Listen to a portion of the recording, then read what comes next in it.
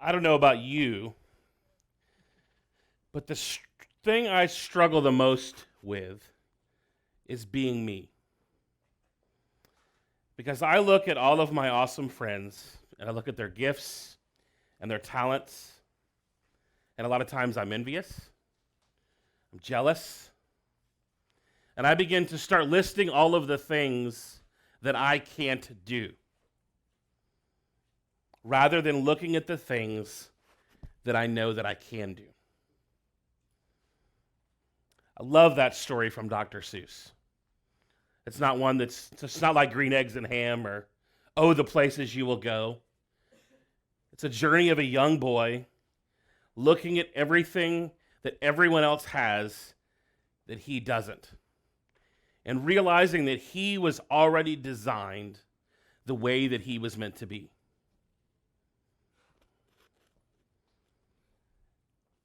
I know, because I know many of you in this room probably already know this, but my biggest struggle is helping me. I can cheer all of you on. That's what I love to do. I spend every day, I intentionally encourage my friends that are writing books, that are launching projects. It's what I do. I've never been a cheerleader. I've never worn a skirt. Or at least not a time that I remember, but which may not rule everything out.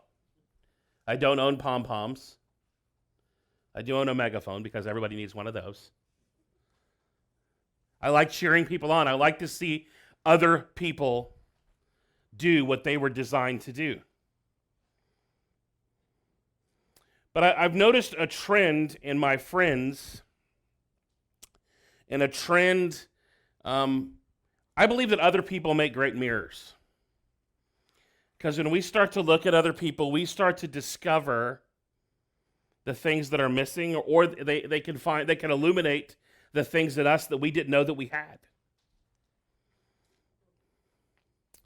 But I want to call you on something today, only because when I'm pointing a finger at you, I'm pointing every other appendage I can find back at myself on this one. And that's this idea that I've really been thinking about a lot lately, and that's the idea of going all in on you. Now, for me, I believe that we are all designed. That we are all designed in a unique way. For me and my beliefs, I believe that I was designed by my Creator with one unique purpose, and I am the only one that can do it. As my friend McNair always eloquently says, if you don't do you, the world is incomplete. And I know that there are many of you in this room today that are trying to do someone else. You're trying to be someone else. If there's anything I learned speaking to teenagers in school assemblies, it's that every teenager could tell you who they want to be when they grow up. And it's never a thing, it's always a person. It's always, I want to be the next. If I'm out in the streets and watching kids play ball in the streets, they'll always be, oh man, I want to be the next LeBron. It's like, dude, you don't want to be LeBron. You want to get out there and beat LeBron. Don't try to be LeBron. In the 90s, it was all the girls wanted to be the next Britney Spears. And I can say that because I've got my Britney mic on today. But don't try to be the next anything. Stop chasing everyone else except for what you are designed to be. Because the most distracting thing in the world is ourselves. I spend a lot of time on the phone and on couches and across coffee. And I meet a lot of people that their family has royally messed them up. I had Mexican food a couple weeks ago with a girl that I actually wrote about in my book, Making Elephants Fly. I met her as a barista at a coffee shop. She saw me there writing every day and showing up every day to do what I was supposed to do. She's like, what the heck do you do? You're here every day. You're sweating, you're writing, you've had 100 refills, you're getting quad shot espressos twice a day. You're yelling at your screen. You slam your computer and go out the door and pace. It's like I'm writing a book, which is much like beating yourself up. And those that laugh know what it's like to write a book, because it's like having a fight with yourself. And then you immediately say, wow, I said that? Like when people read stuff out of my book and I'm like, wow, that was good. But I met this girl, her name is Stephanie. And Stephanie had just got like royally hosed in a bad job situation. And Stephanie keeps trying to chase everyone else's plan for Stephanie's life except for hers. She's got daddy issues. She's trying to make her dad proud, but already knows the next sentence when she says, I want to make my dad proud, the next thing that comes out of her mouth is, I know I never will. I don't know about you, I definitely had those moments growing up. I didn't think I was ever going to amount to anything.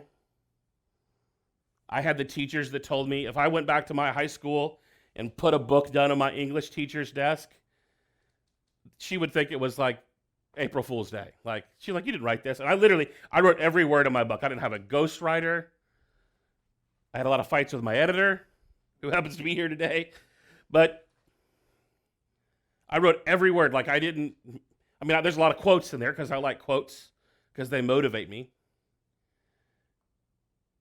And you could either spend your life letting other people tell you who you aren't going to be or who you are going to be, or you can start being the one that sets the definitions. I meet a lot of people that aren't defined. They're roaming through life with no vision, no passion, no destination.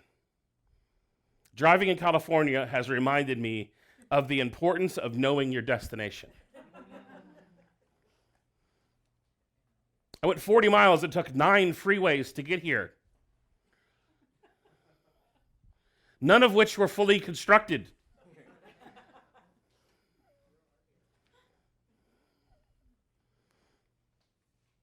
Most of us don't know who we are. This guy does. That's Kanye West, or Yeezy to some of you. No one is more all in on Kanye than Kanye.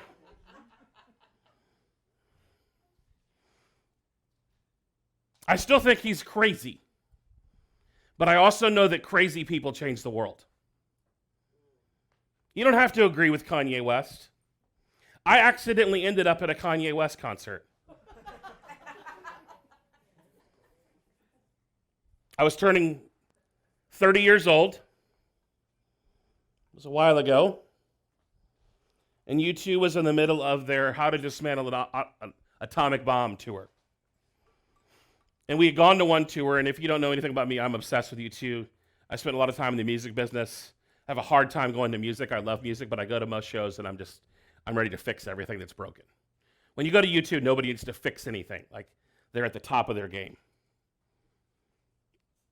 And they had a lineup change. And Kanye West was announced as the headliner, as the opener for U2. I was not excited about it because we had general admission tickets, which meant that I could go stand 5 feet from Bono, but I had to get there early to do it. So I'm looking at the stage. Kanye doesn't walk out. Bono walks out. Bono does not walk out before the opener, ever. Because anybody that has a nickname and is only one name never walks out and introduces anyone. But I'll never forget what Bono said. He walked out on stage. Everyone lost their mind because he's Bono. He had his rose-colored Armani glasses on. And he said, I want to introduce you to a friend. And I want you to know something. It's not what might be that matters. It's what is. Kanye West is. Welcome, Kanye West. And then Kanye walked out on stage with 2 straight lines of all ladies of Asian descent in light blue attire and eye makeup covering their whole face, like a raccoon. And they all had strings. And there was the skinniest little white boy DJ that I've ever seen behind a turntable in the middle. It looked like Slim Shady was out with Kanye. And Kanye blew my mind. Now, this was back in the Jesus Walks day of Kanye. I'm not sure I understand where Kanye is at musically. But I think Kanye has something bigger going for himself, and he doesn't know what it is. And sometimes you have to be okay figuring it out in public. If there's anyone that models figuring it out in public, it's Kanye West.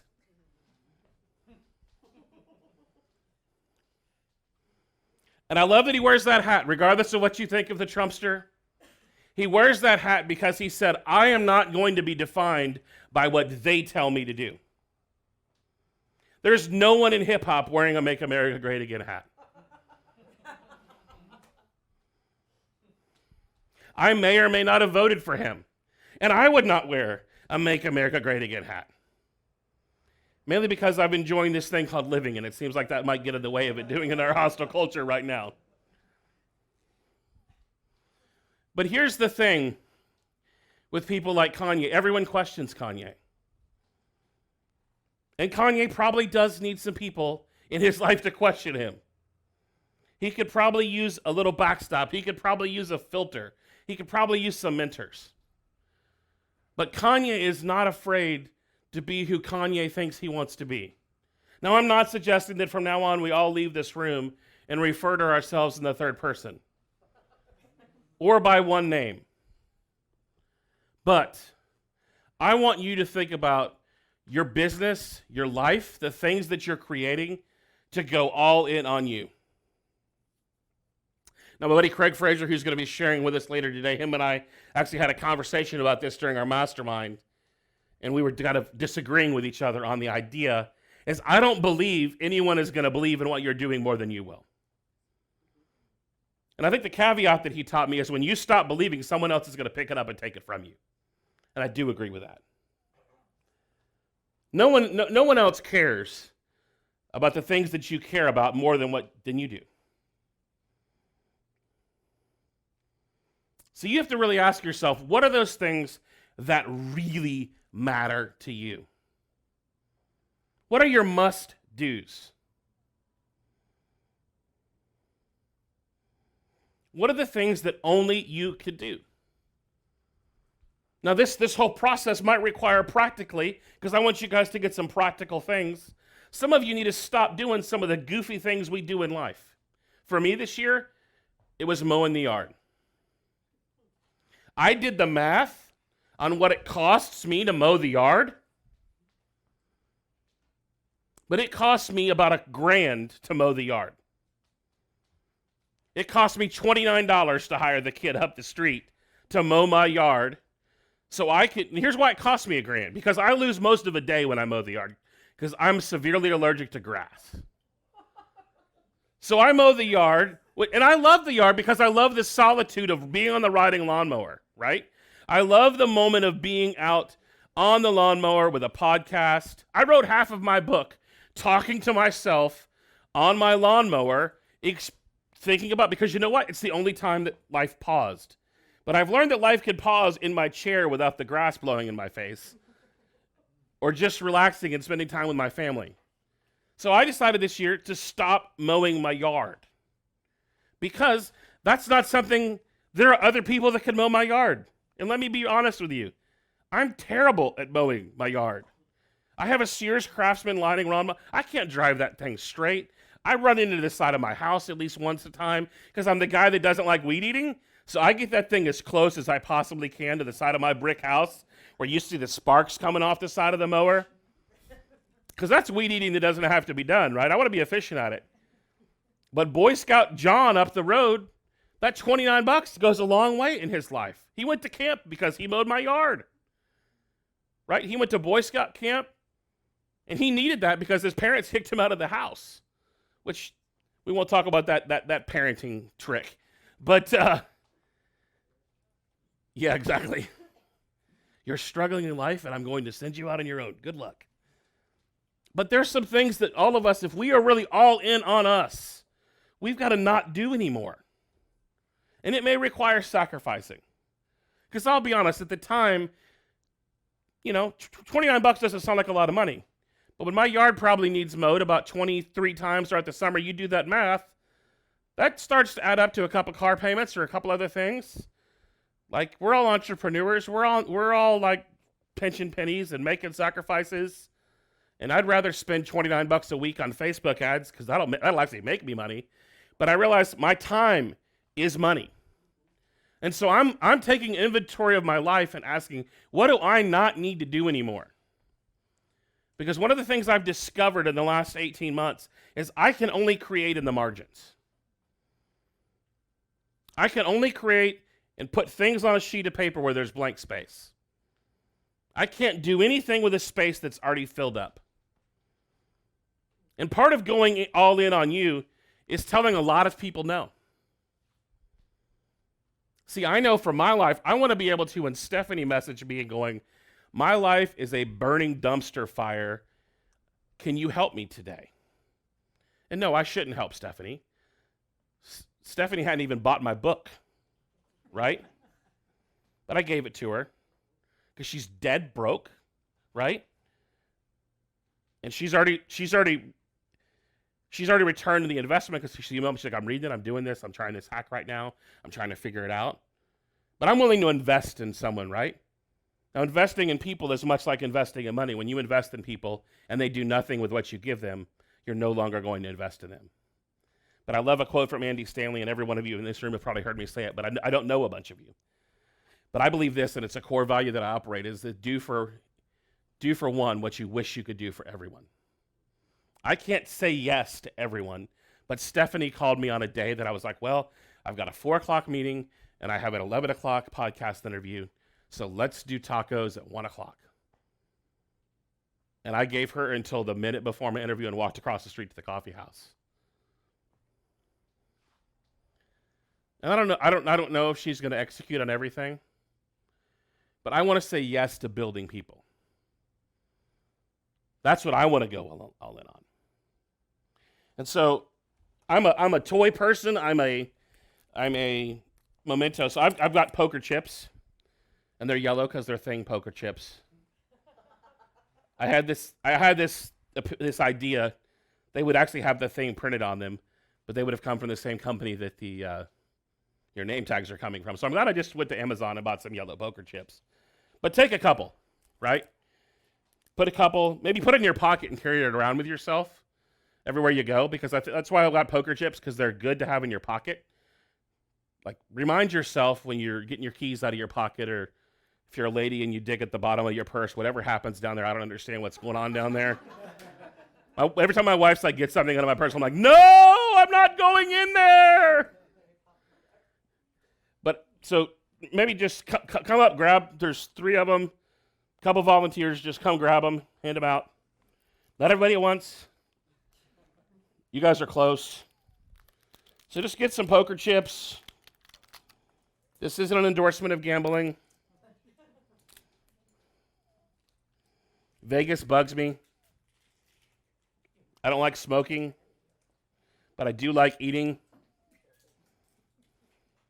But I always go through the Vegas airport, put money in a slot machine, and win every time almost I go through the airport. So I'm going through on the way home, so I'm going to go 20 down. I always go $20 because that's just a stupid number. And I'll go until I either lose my 20 or walk away with whatever. I only win, right? So like I only go to my 20's gone, whatever's left outside of 20, I stop. Last time I was in Vegas, I got $150. So still not an endorsement of gambling. Only mainly a funny thing because Vegas is just a weird town, and the airport's the only place you can play slots and not secondhand smoke. So Jessica Alba's always, every time I've been to Vegas 3 times, and every time Jessica Alba's there. So I assume she's just in the lobby of the Bellagio hanging out. So if you're looking for Alba, any of you, like, I literally 3 times I've been to Vegas, every time I've seen her. So maybe she just hangs out. Maybe the movies really are real. Like, you always think in Hollywood you see a movie. But I really want to just challenge you guys about this idea of really going all in on yourself and what that means. And it means different things to me than it means for you. For some of you, it's going to mean a bunch of yeses. For some of you, it's going to mean a bunch of no's.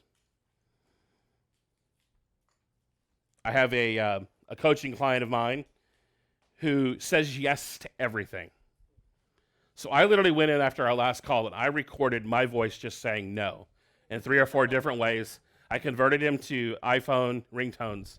So every time her phone rings, it's either me going, no, no, no, or say no. You are not doing it. You are not doing it. So that's how her phone rings now. She's like, that's what I'm using right now. Because I wanted her to get it in her head, right? Like get past this area, say no to those things, because she has a lot of things that she wants to say yes to. Go all in on you. You may lose, right? But the greatest tragedy in life is a life unlived. The greatest tragedy is to get to the end of your life and go, what if? Why didn't I? Wonder what would have. Some of you have massive, big, crazy, audacious dreams, goals, ideas, things that you want to make real. The only way they're going to happen is if you go all in. I love the idea of what's the worst thing that could happen. Because every time I talk to an entrepreneur, they're like, I'd lose my job. It's like, bro, I don't know if you've paid attention. Unemployment's the lowest it's ever been in history. So give it a whirl. Like, what, you get another job? You quit the job you hate and go find you spend 6 months, this doesn't work, and then you go find the job you liked a little more than your last job. You're still winning, right? But if you went all in next week, what would that mean for you? Like practically, what do you need to do? What do you need to say yes to? And what do you need to say no to? Are they things? Are they people? Are they processes? What's your lawn? What's that thing that someone else needs to do for you? Because your frugality and you trying to save money and maximize your budget may be causing you to be broke as heck.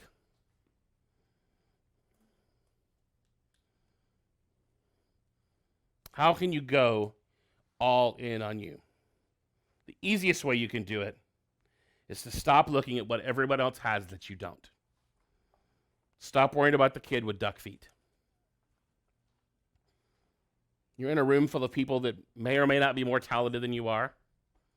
There are people that are going to take the stage today that I wish that I had the gifts and skills. I wish I understood relationships like Susie Miller did. I wish I could paint like Craig Fraser. I wish I could not care as good as Craig Fraser doesn't care. I wish Paul Klein in the back. I wish that I understood pricing and could charge more for everything like he has the testicular fortitude to do. I wish I could sing like Katrina.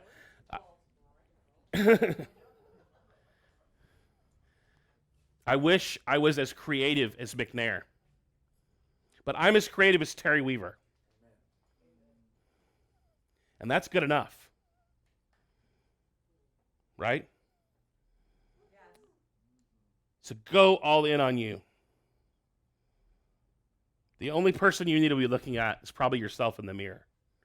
And be asking about the things that you're neglecting for yourself. I've had a lot of conversations with people over the last week that are just struggling with hurt and pain. Go all in of taking care of you. Get some help. Get people in your life that care. You know, it's amazing. It's amazing when crisis happens in your life. You quickly discover who is and who wasn't. I watched Michael, who's my favorite failure in the room. For Orlando, I'm getting you just a giant shirt that says failure that you can just walk around in. I love it because he's embraced it, right? And we get to have conversations when those moments happen and those things, those struggles where failure occurs, and we get to blow through those things. I should have left earlier today. I failed, right? I should have done other things. I should have slept more last night. I could have. The thing with all of the things we struggle with is there's nothing we can do about them in the past. We can only decide with what we're going to do about them in the future. Go all in on the future. And how many people do you know that are just crippled by their past? Stephanie probably won't break through, if I'm being really honest with you, because she's going to continue to be crippled by her past. Because I've tried every trick I know in the book. Every motivational quote. She's read every book. She's listened to every self-help podcast there is. And can't get past that the one or two people in her life that have told her that she couldn't. And I don't know what your story is, but I know there's a lot of people in this room with some jacked up pasts. But your past does not have to define your future. Go all in on your future. Go all in on today and listen and learn, hang out with each other, get to know each other, find out each other's stories. You may not be able to help each other in business, but maybe you could find a cheerleader in a completely different field across the country, because there are people here from all over. I was just thinking, this could be LA gathering. People are flying in from Colorado. People have flown in from Texas and Michigan. Am I missing anybody else? Speakers have come from everywhere. Arizona. It's a dry heat.